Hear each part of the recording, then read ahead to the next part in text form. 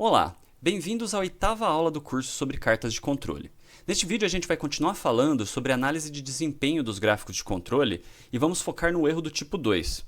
Para que você entenda este vídeo, é importante que você tenha assistido às aulas 6 e 7, em que eu expliquei o erro do tipo 1. Então vamos começar. Vamos começar entendendo o que é o erro do tipo 2. Então vamos imaginar um processo estável.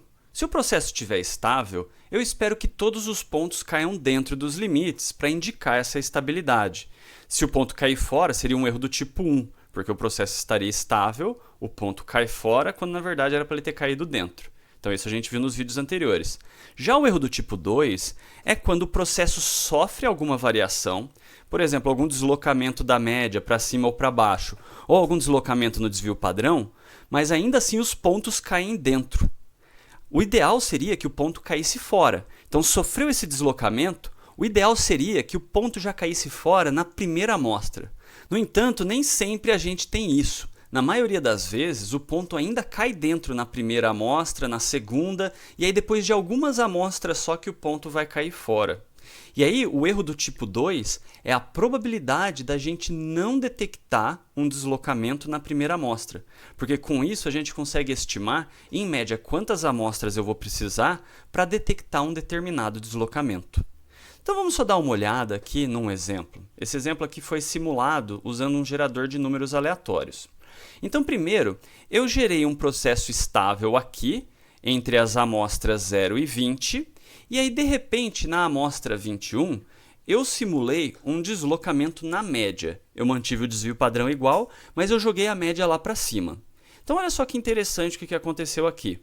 No ponto 21, que seria o primeiro que está sob o efeito da causa especial, o ponto ainda caiu dentro.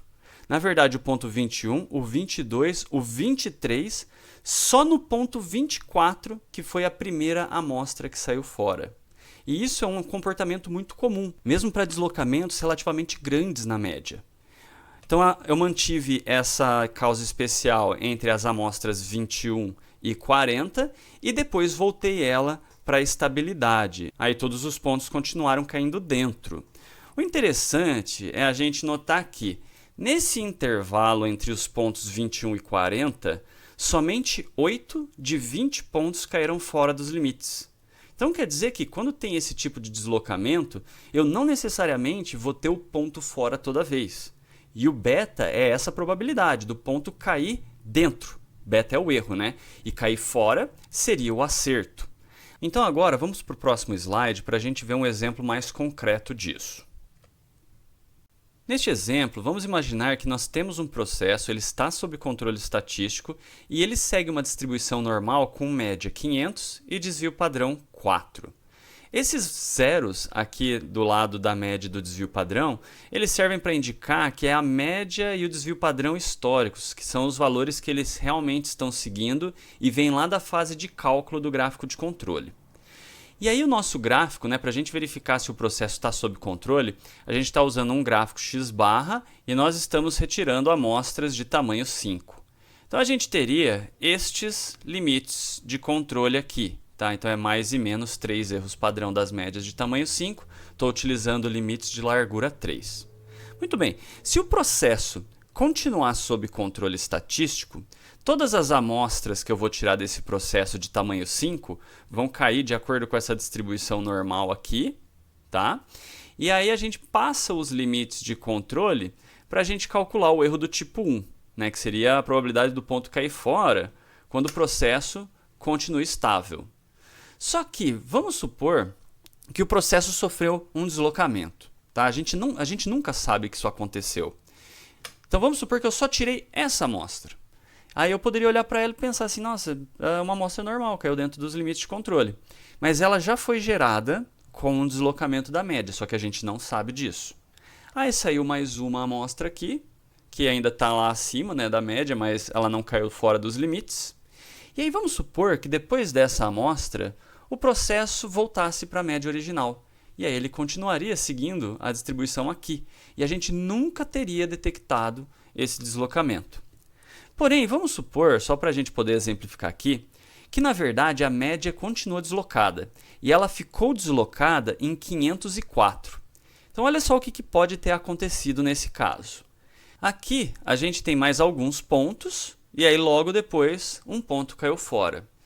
Por que isso aconteceu? Porque na verdade a média nova do processo foi para 504. Quando isso acontece, a distribuição normal que o processo está seguindo não é mais essa daqui. Na verdade, a distribuição normal que o processo está seguindo é essa, porque ela tem uma nova média em 504. A gente nunca sabe disso, mas isso aconteceu e a gente quer detectar. Então, se isso acontecer, se a média deslocar para 504, qual é a probabilidade da gente não detectar esse deslocamento? Para a gente calcular isso, a gente precisa considerar essa distribuição deslocada e calcular essa probabilidade aqui, que seria a probabilidade, usando essa distribuição normal deslocada, de eu ter uma amostra entre os limites de controle. Então, se eu calcular toda essa área aqui, eu tenho o beta, que é o erro do tipo 2. E se eu calcular o complemento, que seria o 1 menos beta, aí eu ficaria com a área externa aos limites de controle, que seria a probabilidade de um ponto cair fora dos limites, e isso seria o acerto. Vamos só dar uma olhada agora como que a gente realmente calcula isso.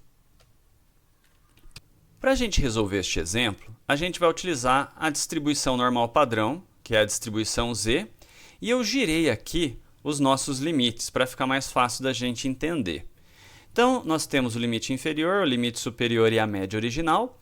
E se o processo continuasse estável, as médias de tamanho n que eu tiraria desse processo seguiriam essa distribuição aqui. Porém, a gente quer calcular a probabilidade de eu não detectar um deslocamento para 504. Quando desloca para 504, a gente viu já isso, mas a nova distribuição do processo seria essa. Então, as médias de tamanho n se distribuiriam de acordo com essa distribuição aqui, e não com relação àquela que estava desenhada antes.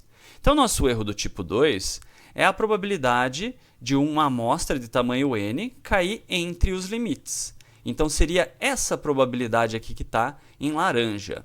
Eu só queria esclarecer que essa curva aqui, ela nunca chega a tocar nesse eixo.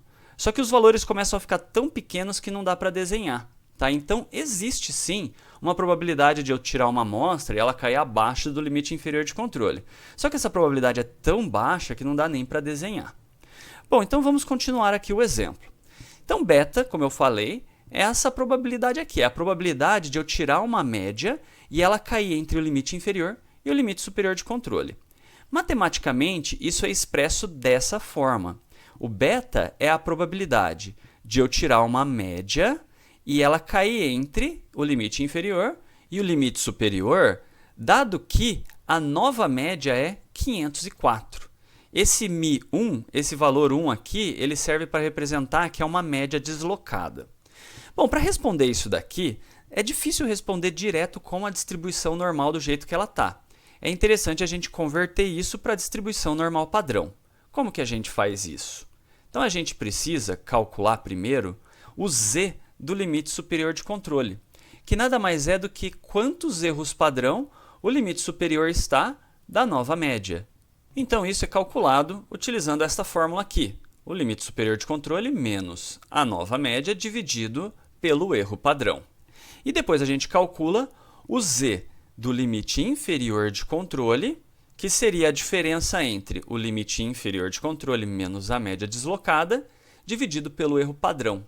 Lembrando que o erro padrão é o desvio padrão sobre raiz de n, que nesse nosso exemplo dá 1,789.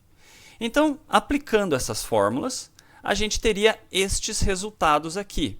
Limite superior menos a média deslocada sobre o erro padrão dá 0,764, significando que o limite superior está a 0,764 erros padrão da nova média.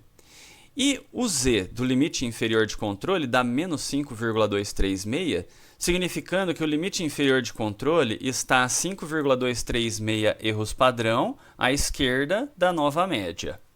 Bom, então a gente poderia aplicar esses valores de z para calcular isso daqui. O beta é a probabilidade do z cair entre menos 5,236 e 0,764. E aplicando as fórmulas do Excel que a gente viu no vídeo anterior, a gente consegue calcular isso e obter 0,778, ou 77,8% de chance de o ponto cair entre os limites de controle. E esse é o nosso beta. Então, se acontecer esse deslocamento, a probabilidade de o ponto cair dentro dos limites de controle é 77,8%. Só esclarecendo, pessoal, aqui nós temos os valores de z. Então, a nova média seria o z igual a zero, aqui o z do limite superior e o z do limite inferior. Utilizar a distribuição z dessa forma ou a distribuição original dessa forma é equivalente, tá? Outra coisa que eu queria chamar a atenção é que se o deslocamento tivesse sido menor, vamos supor que ele tivesse sido aqui em 502, tá? Vamos supor que o deslocamento tivesse sido para cá. Vocês concordam que o erro do tipo 2 seria maior? Por que ele seria maior? Porque se essa distribuição tivesse deslocado um pouquinho mais para cá, o que aconteceria? A área entre os limites seria maior e a área fora dos limites ficaria menor. Então a chance de eu errar ficaria maior. Isso é uma coisa muito interessante porque isso mostra que o erro do tipo 2 depende de quanto a média deslocou. Se ela deslocou pouco, o erro do tipo 2 vai ser maior, e se ela deslocar muito, o erro do tipo 2 vai ser menor. Então vamos ver isso mais a fundo agora. Como a gente acabou de ver no slide anterior, a magnitude do deslocamento é o principal fator que vai influenciar o beta, o erro do tipo 2. Então a gente acabou de ver que pequenos deslocamentos vão ter betas mais altos. Lembrando que o beta é a probabilidade de eu errar na primeira amostra, que é não detectar, o ponto cair dentro dos limites. Agora, grandes deslocamentos são mais fáceis de detectar, então o beta vai ser mais baixo, porque se eu tiver um grande deslocamento, a probabilidade do ponto cair fora dos limites fica maior e cair dentro dos limites fica menor. Para mostrar isso de uma forma mais clara, eu preparei essa tabela aqui, em que eu coloquei aqui na primeira linha os parâmetros originais, e aí eu fui deslocando a média de 0,1 em 0,1. Aí com esse deslocamento eu fui calculando os valores z do limite superior, o z do limite inferior de controle, e consequentemente o beta e o 1 menos beta, utilizando as fórmulas que estavam no slide anterior. Eu calculei aqui também o CMS, que no caso do erro do tipo 2, é calculado com essa fórmula aqui, 1 sobre 1 menos beta. O CMS, nesse caso, ele significa quantas amostras, em média, eu vou precisar para detectar um determinado deslocamento. Então, vamos pegar aqui, por exemplo, o deslocamento para 501. Então, nesse caso, a chance de eu não detectar na primeira amostra seria 99,25%, a chance de eu detectar seria 0,75%, e dividindo 1 por 1 menos beta, eu tenho 133,2. Quer dizer que um deslocamento de 500 para 501, eu precisaria de 133 amostras em média para detectar. Por que esse CMS ficou tão alto? Porque nesse exemplo que eu estou apresentando para vocês, de 500 para 501 ainda é um deslocamento muito pequeno.